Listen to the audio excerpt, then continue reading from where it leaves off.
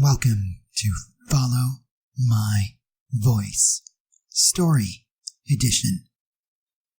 Today I'm going to talk about the life of a project, but not in the typical project management institute or, hey, I'm a project manager at your company. I don't really know what I'm doing, but I know the boss, so he gave me the job kind of way. No, this is more when you want to take on a personal project, something that you personally want to work on, such as, say you wanted to paint your house, or you wanted to create a shed in the backyard, or you wanted to create a 1960s Ford Mustang renovation, or whatever you consider a personal project.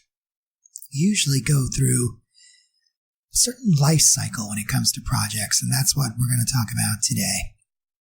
So the first point is that in the beginning, step one, as we can see from our little diagram here, it's quite the roller coaster of a journey.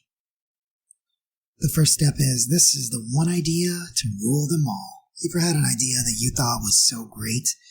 You ever tried to get rich quick or start a business and you thought, this is going to be an easy way to make some money that I can quit that 9 to 5 and exchange it for a 5 to 9, or I'm going to be an entrepreneur, or I'm going to buy some lottery tickets and see how it goes.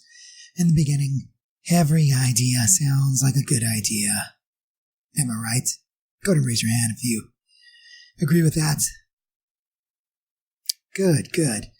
For those of you who are still lying to yourselves, we'll move on to step 2. And that's where we get to the point where we realize this is actually kind of hard.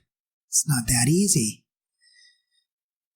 This is the part where things start not going according to plan, or it's not the way I thought it was going to be when I imagined it in my brain. I swear, when I thought about it, it was supposed to be easy. I guess it wasn't so easy. Then we get to step 3, which is, who the hell thought this was a good idea? Literally, who the hell thought this was going to be a good idea? This is where things don't get. Things are starting to get worse. Nothing's going according to plan. Let's go back to the redesigning that Mustang. You can't find the parts. Can't store it in your garage. Someone threw a rock at it, or a rock hit it when you took rock hit your windshield when you were driving it back home. Things just aren't going well. So then you get to step 4, where this new idea is the real best idea ever. No, focus. This is the part where you start lying to yourself and you get distracted, such as, I'll do it tomorrow. Things are bad, but I'll figure it out. Or let me go read a book first. Watch a YouTube video on this. Raise your hand if you're watching a YouTube video now. You're procrastinating on something. Shame. But it's all good. So, this is the part where we have trouble focusing, where we get stuck with a shiny object that distracts us, or we move away from our goals, or we forget what the point was that we were trying to do. But eventually, we'll come back to our plan if we don't give up. And that's when things just really hit rock bottom. That's where we get to step 5, which is, I hate my life. Kill me now. Jeez, I probably shouldn't say that, huh? But you know what I mean, metaphorically speaking. That's where you're just like, I had it. This isn't working. That's where you've got a headache. You hit a low point. You don't want to do this anymore. This is where, if you haven't given up yet, I think most people give up on step 2. But if you're hanging in there, this is the part where 99% of you just give up, myself included. How many times have you ever given up on a project when you're like, I hate my life. This is just too painful. I don't want to do this anymore. I think we've all been there. But if you persevere and keep pushing through, you get to the point where you're like, okay, 90% done. I can do this. And that's when you get like a second wind where you get remotivated and you're like, I think I can do this. I think I can do this. And you get a little more motivation coming in. But unfortunately, that isn't the bottom. You haven't hit rock bottom yet. That's step 7, where apparently 90% is done. Doesn't mean 10% is left, because that last 10% is the worst 10% left. That's where things are. You're close.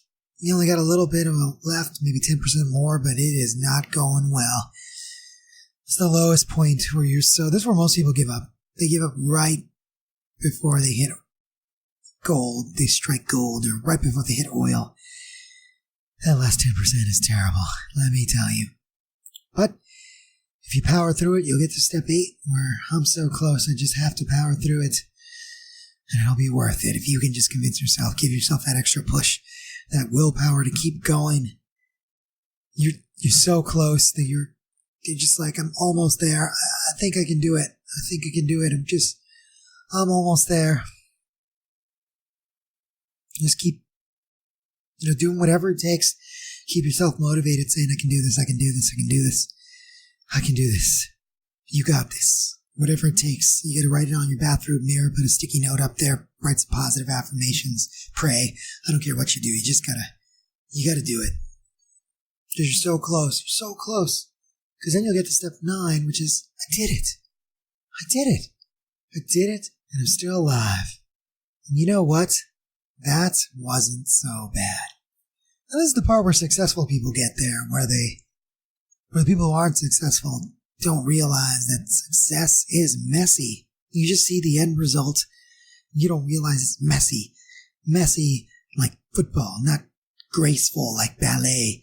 It is messy like American football, or any kind of football. It's just messy. But sometimes once you get there, you forget how hard it was, and you just realize, you know what, I did it. I'm still alive. And that wasn't so bad. And then you kind of forget that this is the way the process works, and you start a new project. And maybe you give up on the new project because you'll give up on step 2 again when you realize, wow, this is actually kind of hard. This is kind of hard. Don't do it. Don't give up. That's what that little voice, the little voice that says, what little voice? You have no little voice? Yeah. I'm talking to you. That little voice. Always trying to mess with you and make you give up. You gotta fight back. And you can't listen to that little voice, because at the end you did it and you're still alive, and that wasn't so bad. And that's kind of the life of a project. That's just the way projects work. The life of a project. The life of this project, because I can feel that right now. I feel like, personally, at this point in my YouTube journey, I feel like this is pretty hard, and the combination of step 2 and 3, and who the hell thought this was a good idea? That's how I feel right now. And I'm taking my own medicine, and I see where it's going, and it's tough. I'm not gonna lie, it's a challenge. But you know what's not a challenge? Getting that like, subscribe, and notification icon. That we're always aware when I'm dropping new content, and keep a tune. Keep a tune of following my voice as I guide you through what could be a rough day with a little bit of wisdom to move you forward. If you don't, or if you feel like you like not finishing projects, go ahead and hit that thumbs down button. It's all good. No judgment here. And if you want to hear more, don't forget, subscribe, and thanks for following my voice.